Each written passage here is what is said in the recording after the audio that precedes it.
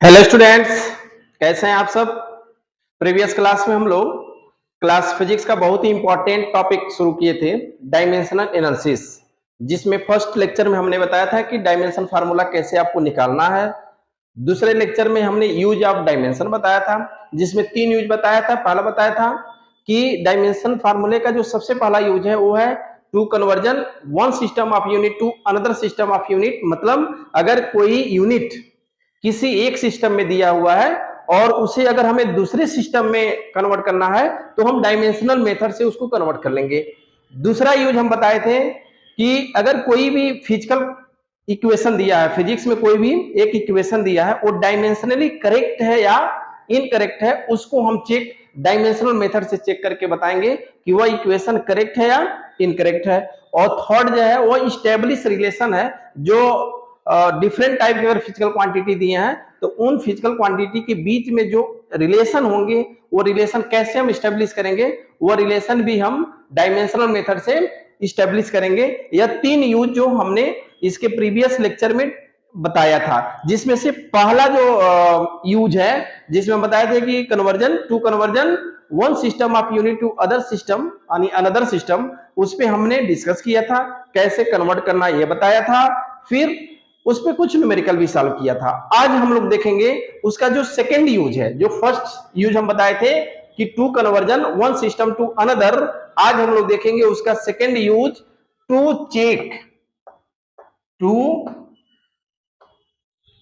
Check to check dimensionally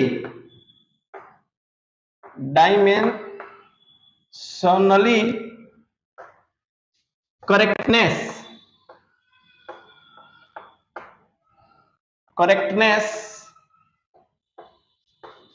of an equation of an equation of an equation यानी कोई भी physical equation dimensionally correct है या नहीं करेक्ट है, यह हम इस डायमेंशन मेथड से चेक करेंगे। कोई भी जैसे कोई भी अगर इक्वेशन है, एन इक्वेशन दिया जाए, an equation in physics is said to be dimensionally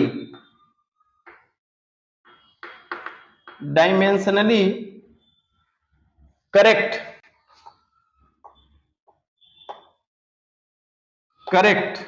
only if each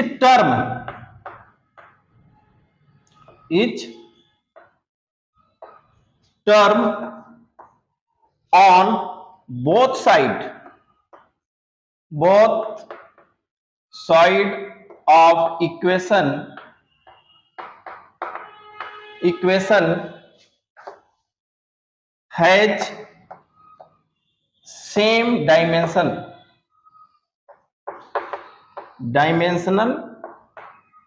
formula।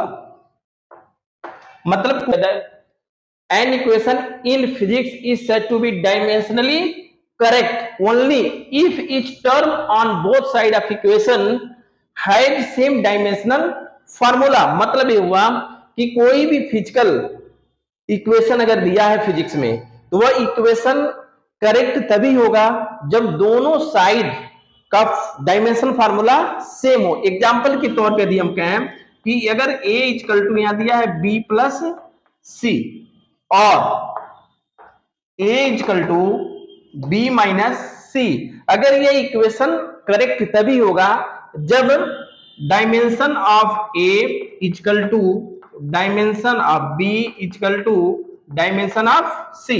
a b c तीनों के डायमेंशन आपस में सेम होना चाहिए, यानी dimension of a equal to dimension of b, या यह कह सकते हैं कि dimensional formula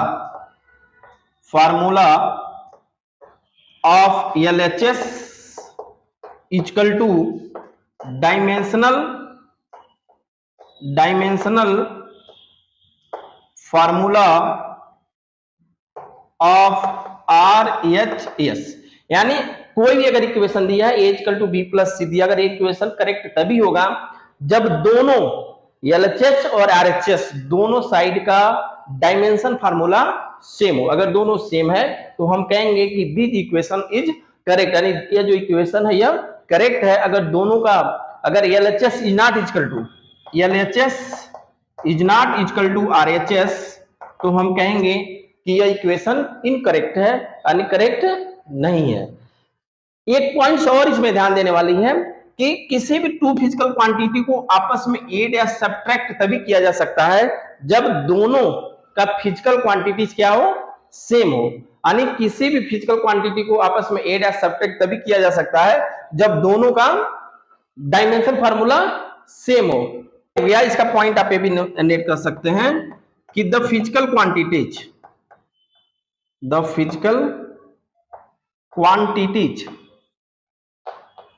quantities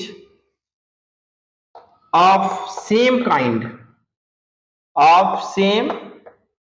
kind may be added or subtracted। Next मतलब ये हो गया कि the physical quantities, the different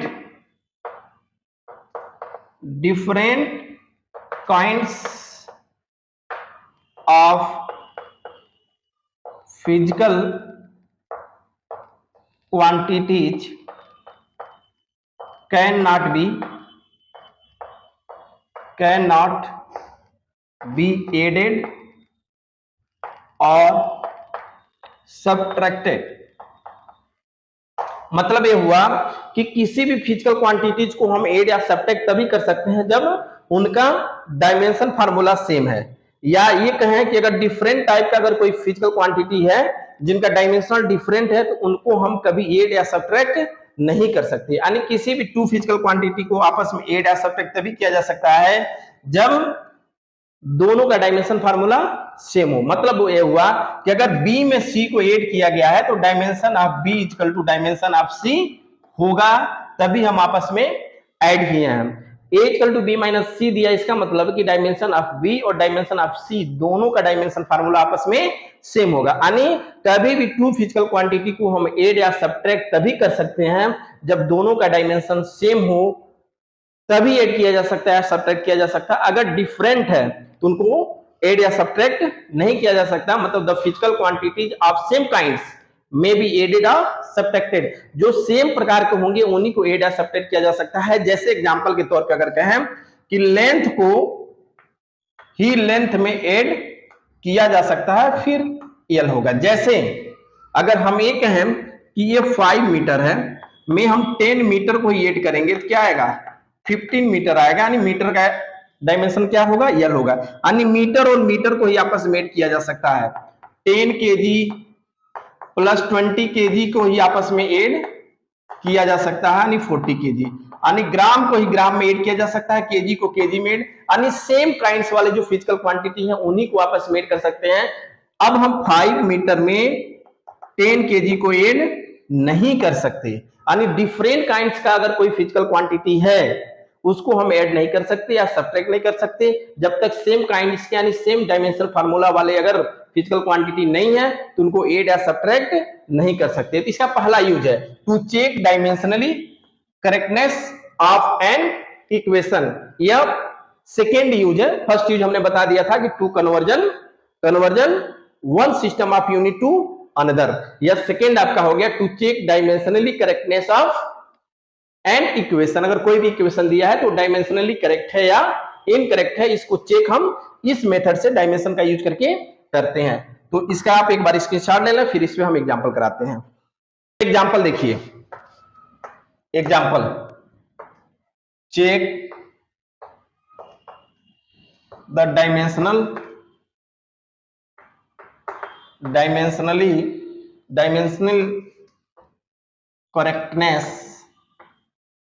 correctness of an equation v equal to u plus a t, यानी हमको उसको चेक करना है कि v equal to u plus a t जो इक्वेशन है ये करेक्ट है या इनकरेक्ट है। तो इसका सबसे पहले हम क्या करते हैं कि दोनों साइड का डायमेंशन फार्मूला लिखते हैं, और ये भी आपको पता है कि टू फिजिकल क्वांटिटी को ऐड या सब्ट्रैक्ट तभी किया जा सकता है जब दोनों का डायमेंशनल सेम है। तो लिखते हैं यानी writing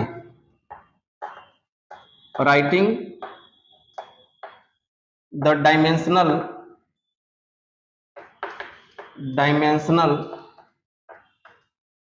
formula both side of equation दोनों साइड की पहले हम क्या करते हैं डायमेंशन फार्मूला लिखेंगे। तो v का डायमेंशन फार्मूला क्या होगा, आप पढ़े हैं LT माइनस 1। क्योंकि v की जो यूनिट होती है वो मीटर पर सेकेंड होती है। v equal to distance upon time, displacement upon time लिखते हैं। तो इसका डायमेंशन हो गया LT minus 1 equal to u की जो होती है वो क्या होती है LT माइनस 1 प्लस ये का अगर आप लिखेंगे तो एक्सेलरेशन, और इसकी वैल्यू क्या होती है LT माइनस 2 इंटू टी यानी टाइम है, ये हो गया टाइम t पे पावर 1 से एक 1 कैंसिल हो गया, यानी LT minus 1 equal to LT minus 1 plus LT minus 1। इसका मतलब देखिए दोनों का फिजिकल जो डायमेंशन फार्मूला है आपस में सेम है, और हमेशा काइंड्स फिजिकल क्वांटिटीज को यानी सेम काइंड वाले फिजिकल क्वांटिटी को हम आपस में ऐड या सब्ट्रैक्ट करते हैं। इसका मतलब क्या हो गया कि LT minus 1 equal to LT minus 1, दोनों साइड का फिजिकल क्वांटिटीज आपस में सेम हो गए, यानी LHS इक्वल टू RHS। इसका मतलब ये दोनों साइड का डायमेंशन फार्मूला सेम है, इसलिए हम कहेंगे कि दिस इक्वेशन इज राइट यानी correct, this equation is correct. इसका स्क्रीनशॉट लेना या नोट करना। नेक्स्ट एग्जांपल देखिए, check dimensional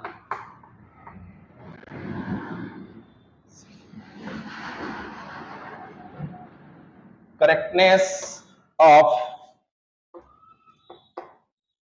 given relation t equal to 2 pi L upon G, where t equal to time period, L equal to length of string and G equal to gravity. अब हमको check करना है कि क्या equation correct है या incorrect है। तो सबसे पहले क्या करेंगे कि राइटिंग डायमेंशनल फार्मूला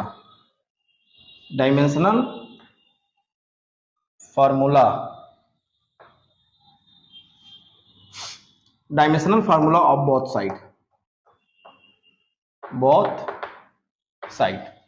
तो t equal to 2 pi L upon G, dimension लिखते हैं दोनों साइड का। t का डायमेंशन आपका t टाइम हो गया, 2 पाई कांस्टेंट है, कांस्टेंट का डायमेंशन नहीं होता है तो इसको नहीं लिखेंगे। लेंथ L है, L क्या है लेंथ है, और इसका क्या हो गया LT माइनस 2। ग्रेविटी यानी एक्सेलरेशन, ग्रेविटी भी क्या है एक एक्सेलरेशन है, एक्सेलरेशन का भी जो डायमेंशन होता है वही ग्रेविटी का होता है। L से L कैंसिल हो गया तो क्या आ गया T माइनस 2, ऊपर ले जाएंगे तो क्या हो गया T स्क्वायर। अब यहाँ पे देखिए LHS में T है और RHS में क्या है T स्क्वायर है। इसका मतलब ये हो गया कि LHS is not equal to RHS, मतलब this equation is not correct, यानी यह इक्वेशन जो दिया हुआ ये करेक्ट नहीं है। तो ये आपका नेक्स्ट एग्जांपल हो गया। इसके साथ check the dimensional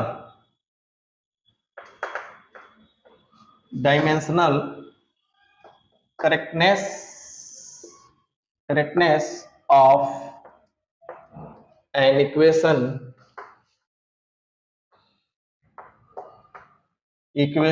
S equal to ut plus half at square and s equal to u t minus half a t square. ये दो इक्वेशन है, इसको हमको चेक करना है कि ये करेक्ट सही है कि नहीं है। तो सबसे पहले हम क्या करते हैं, s equal to u t plus half a t square, दोनों साइड का डायमेंशन फार्मूला पहले लिखते हैं, यानी writing the dimension formula of both side of an equation. तो यस का क्या हो गया, यल, यू का क्या हो जाएगा, एल टी माइनस वन, और टी का क्या हो जाएगा, टी लिखेंगे आप तो टी पे पावर वन, टी पे हो, यानी ये कैंसिल हो गया, यानी इसका भी डायमेंशन क्या हो गया, यल, प्लस हाफ, हाफ कांस्टेंट होगा नहीं, ए का क्या हो गया, एल टी माइनस टू, और ये टी या टी का क्या हो गया, टी पे स्क्वायर, ये भी टू से टू कैंसिल हो गया। तो इसका मतलब ये हो गया कि L equal to L plus L, यानी इसका मतलब है कि देखिए दोनों साइड का डायमेंशन आपस में क्या है, सेम है, यानी R H S L H S equal to R H S, यानी दिस इक्वेशन इज करेक्ट, यानी ये इक्वेशन आपका क्या है, सही है, यह इक्वेशन आपका सही है, क्योंकि डायमेंशनली रूप से इन दोनों का जो डायमेंशन है वो आपस में सेम है। इसी तरीके से यह दिया है s equal to u t minus half a t square, तो इसका भी लिखोगे क्या होगा, यल, इसका भी क्या होगा, यल हो जाएगा, क्योंकि यूटी का यल ही होता है, माइनस हाफ एटी स्क्वायर का यहां बताया हूं यल ही होता है, तो ये भी क्या है, यल है। इसका मतलब यह है कि देखिए इसके पहले मैं बताया हूं कि किसी भी टू फिजिकल क्वांटिटी को आपस में ऐड या सब्ट्रैक्ट तभी कर सकते हैं जब दोनों का डायमेंशनल सही है, डायमेंशनल फार्मूला सेम हो। इसका मतलब यह है कि एलएचएस इक्वल टू आरएचएस तो है, एलएचएस इक्वल टू आरएचएस, तो क्या यह इक्वेशन सही है, यह इक्वेशन डायमेंशनली रूप से इक्वेशन सही है, लेकिन फार्मूला इनकरेक्ट है। इसका मतलब ये हो गया कि कोई भी इक्वेशन डायमेंशनली करेक्ट हो सकता है, लेकिन कोई जरूरी नहीं है कि वो फिजिकली फार्मूला उसका सही हो। फिजिकली फार्मूला सही हो, यानी फार्मूला सही हो, ये कोई जरूरी नहीं है, लेकिन डायमेंशनली रूप से करेक्ट हो सकता होगा, यह हो सकता है। कोई भी फिजिकल क्वांटिटी यानी डायमेंशनली रूप से करेक्ट हो सकता है, लेकिन जो फार्मूला होगा वह इनकरेक्ट हो सकता है। तो यह आपका एक यूज रहा क्या, किसी भी जो इक्वेशन दिया है उसको हम डायमेंशनल रूप से करेक्ट चेक कर सकते हैं कि वो डायमेंशनल रूप से करेक्ट है या इनकरेक्ट है। आज के लिए बस इतना ही, कल हम लोग पढ़ेंगे डायमेंशनल फार्मूला एनालिसिस का जो थर्ड यूज है, कल हम लोग इसके आगे पढ़ेंगे। जो इसका तीसरा यूज है कि डिफरेंट टाइप के अगर फिजिकल क्वांटिटी दिए हैं तो उनके बीच का रिलेशन हम कैसे स्टेब्लिश करेंगे, डायमेंशन फार्मूला यानी डायमेंशन एनालिसिस का यूज करके उसको हम नेक्स्ट स्टेब्लिश करेंगे। बहुत ही इंपॉर्टेंट पार्ट है, टॉपिक चल रहा है।